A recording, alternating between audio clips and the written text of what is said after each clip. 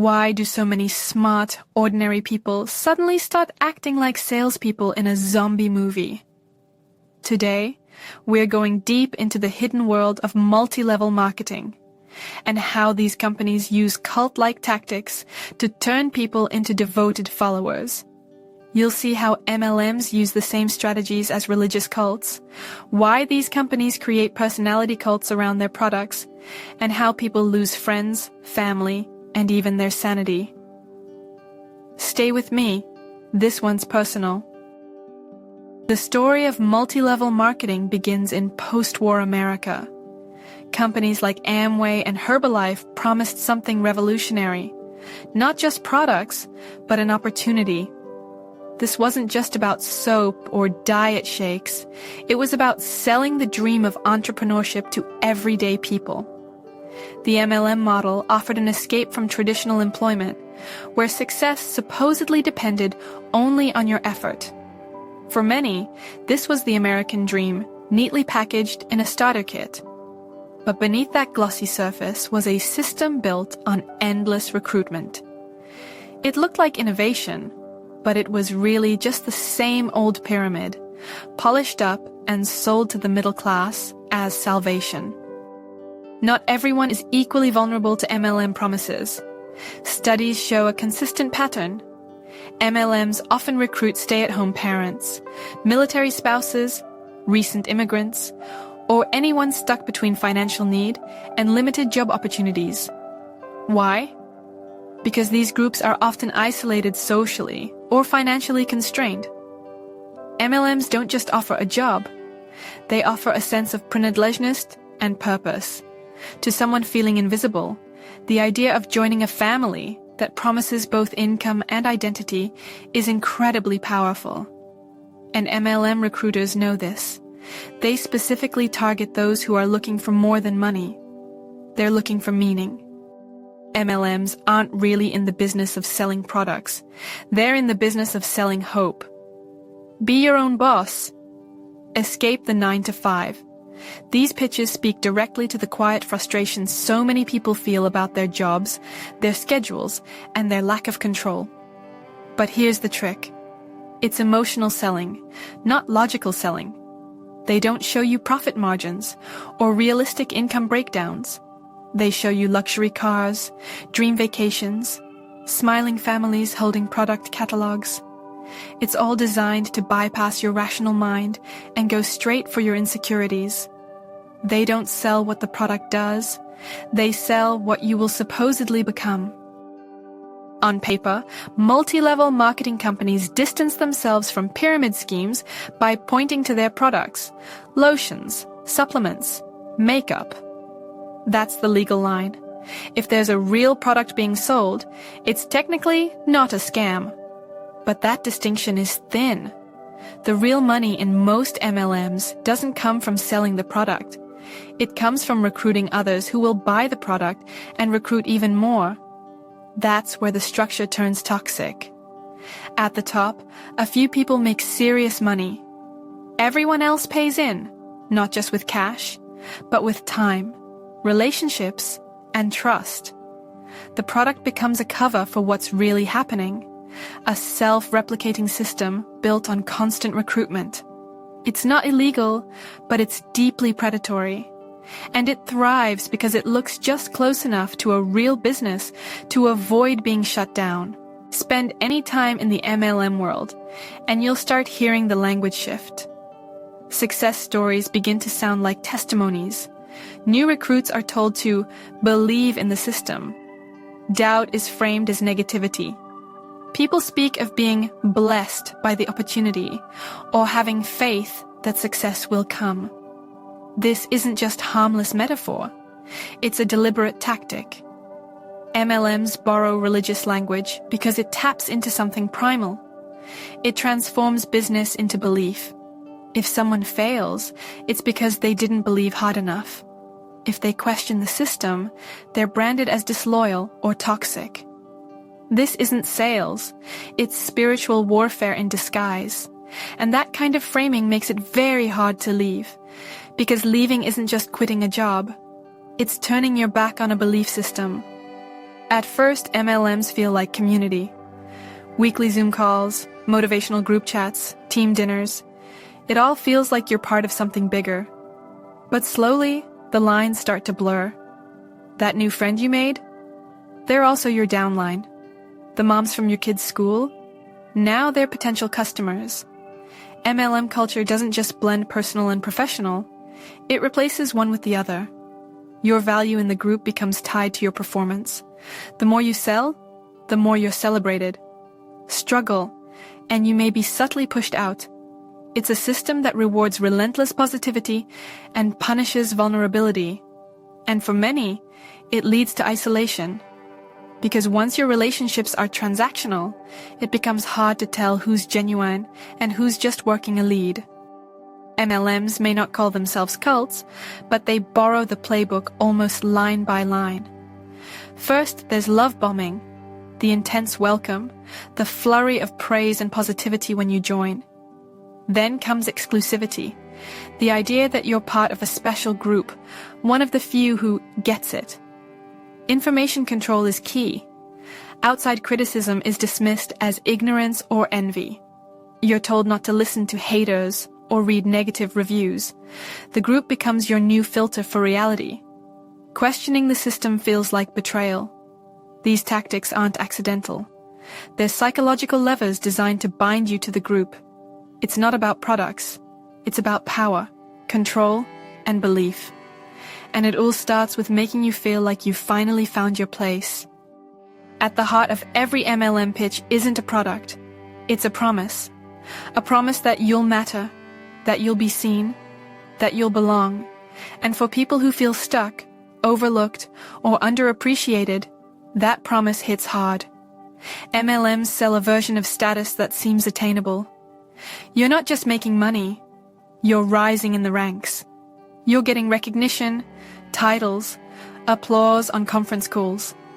It's a psychological high that mimics achievement, even when the income isn't there. Because in this world, effort is celebrated more than results, as long as you keep believing. But that belief comes at a cost. Because once your sense of identity is tied to the system, walking away doesn't just feel like quitting, it feels like disappearing. Inside an MLM, it doesn't take long before you start hearing phrases like, "they just don't get it," or "haters will hate." This kind of language isn't accidental. It's designed to create an identity that feels under attack, and therefore worth defending. The world outside becomes them, the jealous, the negative, the dream killers. Everyone inside becomes us, the visionaries, the brave ones, the chosen few who dare to dream. This binary thinking is incredibly powerful. It makes criticism feel like persecution. It turns family and friends who voice concern into enemies of your progress. And the deeper you go, the more isolated you become. Because anyone who doesn't share your belief is pushed to the margins. It's no longer just a business. It's a battle of worldviews. One of the first lessons new recruits learn, whether spoken or implied, is to avoid negative content. Don't read the Reddit threads. Don't watch the documentaries. Don't listen to quitters. They're bitter or lazy or didn't work hard enough. This isn't just about staying positive. It's about limiting your sources of truth. MLM leaders know that exposure to outside perspectives threatens the entire structure. So they build an echo chamber. You're told that only other successful sellers understand your journey. Podcasts, webinars, even books are handpicked to reinforce belief. And if you start asking too many questions, you're labeled toxic. Doubt becomes a weakness. Curiosity becomes rebellion. In that kind of environment, even basic critical thinking starts to feel dangerous. MLM conferences are less about business and more about belief. Picture thousands of people packed into convention centers, cheering like they're at a rock concert. There's music, lights, tearful testimonials, and motivational speeches that sound more like sermons.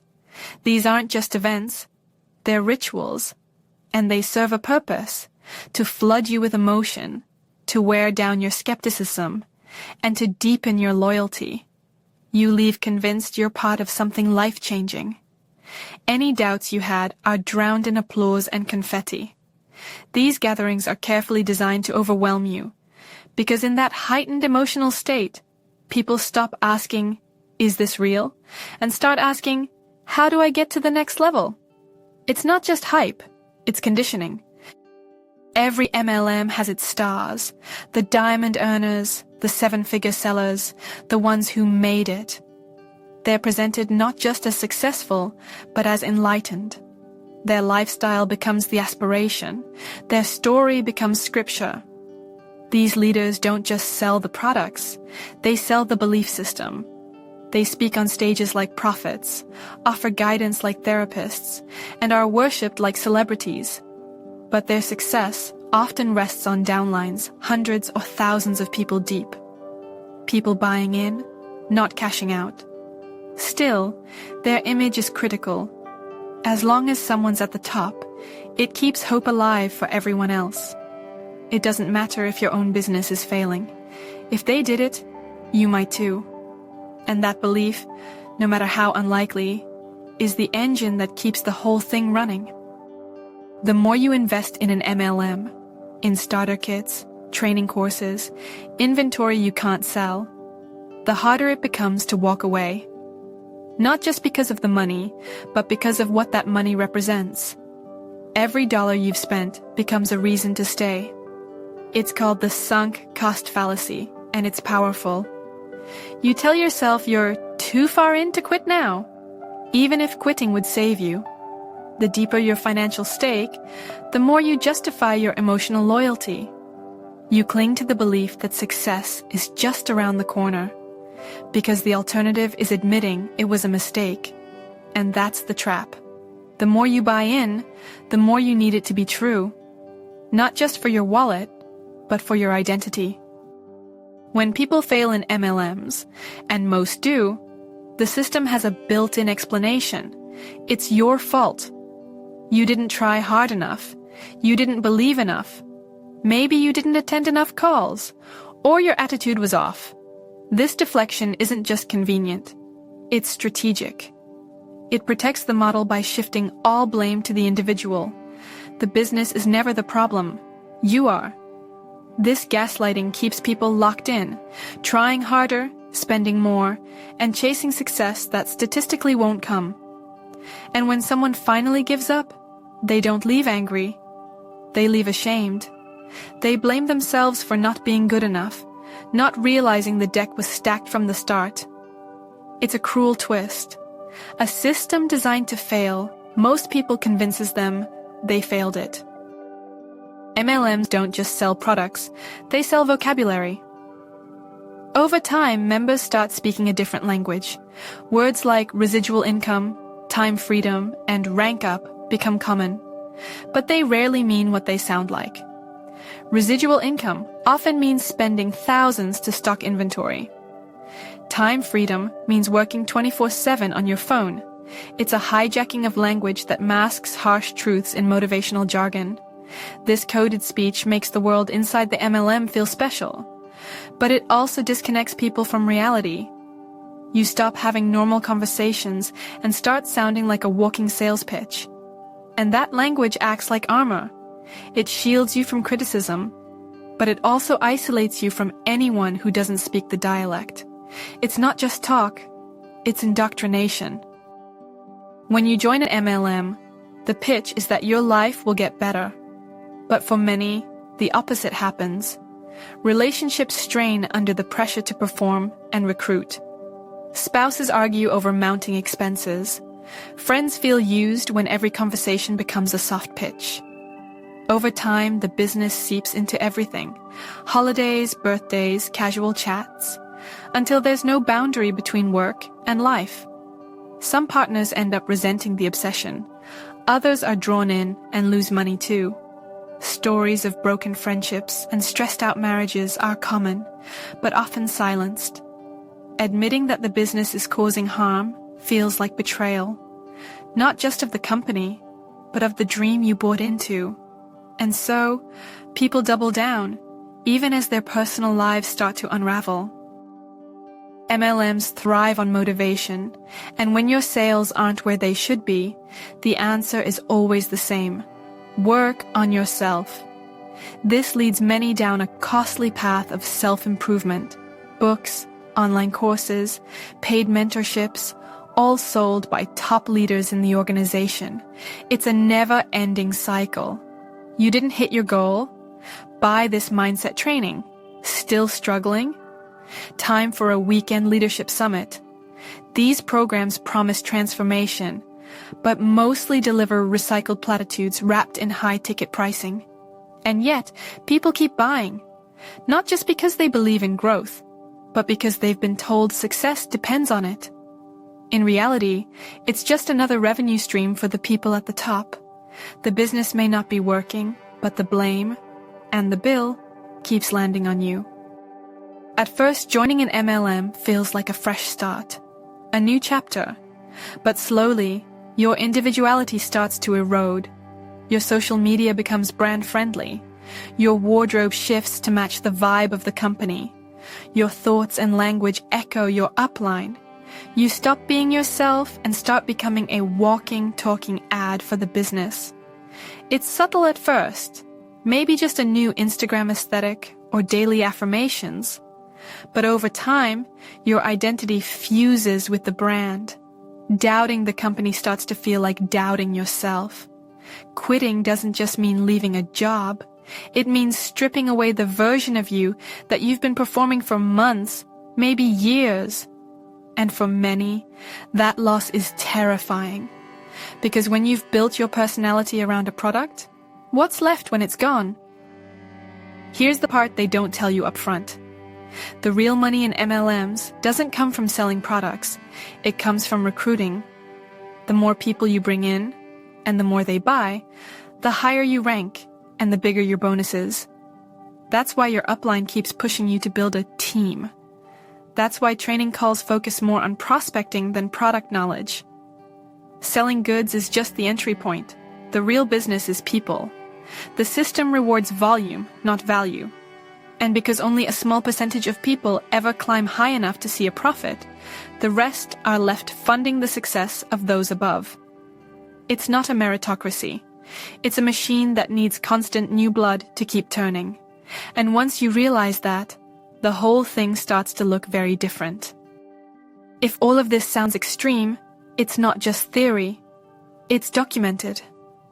Investigative journalists, consumer protection agencies, and former members have exposed the inner workings of MLMs for years. The FTC has published warning letters. John Oliver's segment on MLMs laid out the structural failures with brutal clarity. The Dream podcast interviewed dozens of ex-reps, many of whom lost thousands. The evidence is overwhelming. The promises rarely match the outcomes. And yet, MLMs persist. Rebranding, reshuffling, and recruiting under new names and hashtags. Why? Because hope is profitable. And as long as people believe there's a shortcut to success, there will be companies ready to exploit that belief. The warning for many, the turning point doesn't come with a financial loss. It comes with an emotional one. It's that quiet moment when you realize you've been slowly disappearing. One woman said, "I wasn't just losing money. I was losing my friends, my sense of self, even my joy." Another said she caught herself rehearsing a sales pitch before calling her sister, and that's when it hit her. She no longer had real conversations. This kind of wake-up doesn't happen with a bang. It's a slow, creeping awareness that something's off, that the community you thought was lifting you up is actually draining you. And once you start questioning, even a little, the whole facade starts to shake. Because underneath the glitter, the hustle, and the hashtags, the truth has been there all along. MLMs sell the idea that anyone can succeed, if they just work hard enough. But the data tells a very different story. According to the Federal Trade Commission, over 90% of participants lose money. Not break even, not struggle. They lose. And yet, The dream persists because it's packaged in testimonials, staged success stories, and selective anecdotes. The actual math, the cold statistical reality, rarely makes it into the pitch. No one talks about the inventory collecting dust in the garage, or the credit cards maxed out on business expenses. That silence is part of the illusion, but the numbers are real, and when you finally confront them, you realize this wasn't just a bad job.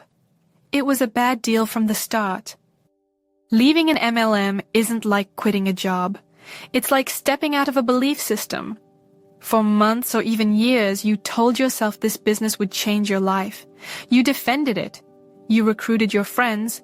You posted about it constantly. So when it fails, it's not just disappointing. It's disorienting. You face what psychologists call cognitive dissonance, the painful clash between what you believed and what's true.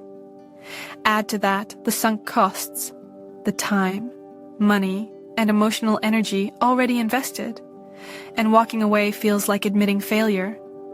But that's the trap. MLMs rely on your pride to keep you stuck. They turn your best qualities, your optimism, your loyalty, your drive, into anchors, and breaking free requires facing all of that head on. The good news is, there's life after MLM, and for many, it's better, clearer, and more grounded than before. People leave and rediscover hobbies, reconnect with friends, and start new careers that don't require selling dreams to survive. Some seek therapy to unpack the experience. Others join support groups with fellow ex-MLM members who get it. One former rep said she finally started sleeping again, really sleeping, once the pressure to perform was gone. Another described the joy of making plans without having to pitch a product. These stories don't always end in instant success, but they often lead to something deeper. Self-trust, real freedom, and a kind of peace that no commission check can buy. When people leave MLMs, the emotional fallout can mirror what we see in cult recovery. There's grief, guilt, anger, and often a long period of reevaluation. Why didn't I see it sooner? Why did I stay? The structure is eerily similar. Charismatic leaders, black and white thinking, isolation from outsiders, and a constant push to prove your faith through action. Just like in high-control religious groups, doubts are seen as weakness. Leaving is framed as betrayal. But escaping doesn't mean you were foolish. It means you were human, vulnerable to a message that was designed to seduce. And recovering isn't just about moving on. It's about rebuilding trust in yourself and learning to spot the signs so you never get pulled in again. After leaving an MLM, many former members feel the need to apologize, not for failing, but for who they became while chasing success. They start reaching out to old friends with messages like, "I'm sorry I only talked to you because I wanted to make a sale," or, "I know I made you uncomfortable. I see it now." These aren't small gestures. They're admissions of how deep the transformation went and how much it cost. One woman said she cried writing to her college roommate, realizing their last 5 conversations had been thinly disguised pitches. This part of the journey is painful, but it's also healing, because it means the fog is lifting, and what was once seen as ambition is now recognized as manipulation, both given and received. The damage of MLMs doesn't stop with the person who joins. It spreads to friends who feel used, to partners who feel neglected, to families pulled into financial strain. Even those who never sign up can feel the impact. Maybe it's a sibling who's constantly pressured to host parties, or a best friend who slowly disappears under a pile of promotional posts. The emotional toll is real. People report feeling betrayed, manipulated, or simply exhausted by the one-way nature of these new relationships. It's not just about selling products. It's about selling out trust. And even when someone eventually leaves the MLM, those relationships often take longer to repair than any bank account ever could.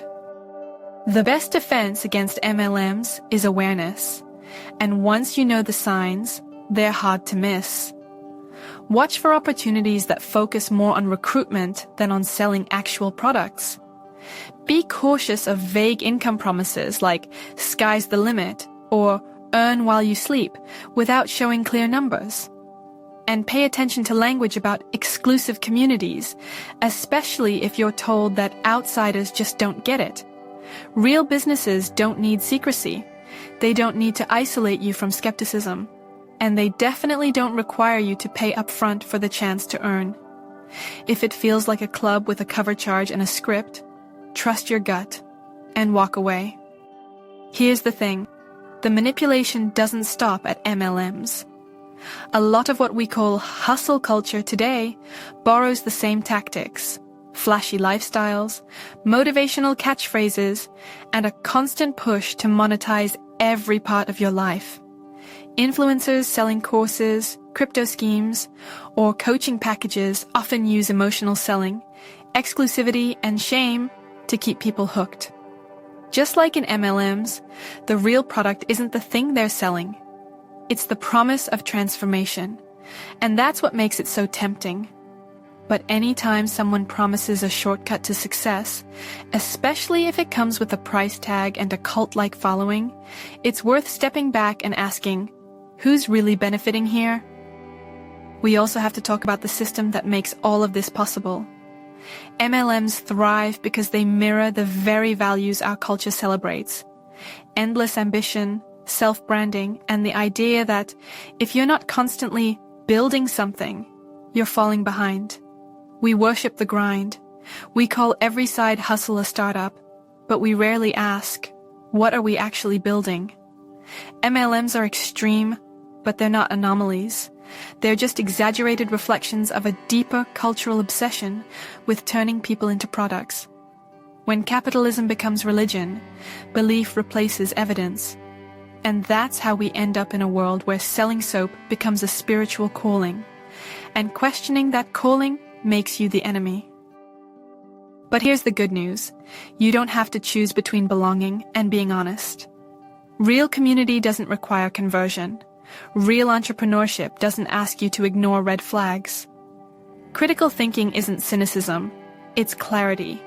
It's how you tell the difference between connection and coercion, between opportunity and exploitation. MLMs thrive in secrecy and shame, but when people start talking openly about their doubts, their losses, their questions, the spell breaks. There's nothing wrong with wanting more. More time, more freedom, more meaning. But the real version of that dream doesn't need a script or a sales quota. It just needs your full, thinking, grounded self. MLMs don't just take your money. They take you. But you don't need a product catalog to build a life of meaning. You need truth. You need real friends. And most of all, you need to know that your worth is not measured by sales, but by who you are without the brand. If this resonated with you or made you rethink something, take a moment to subscribe, like, and share your story below. Your voice might be the one that helps someone else wake up. Have you, or someone you know, ever been pulled into an MLM? What finally made you question it? Or what still feels hard to untangle? Let's talk in the comments. This isn't just about MLMs. It's about the stories we're sold and the courage it takes to question them.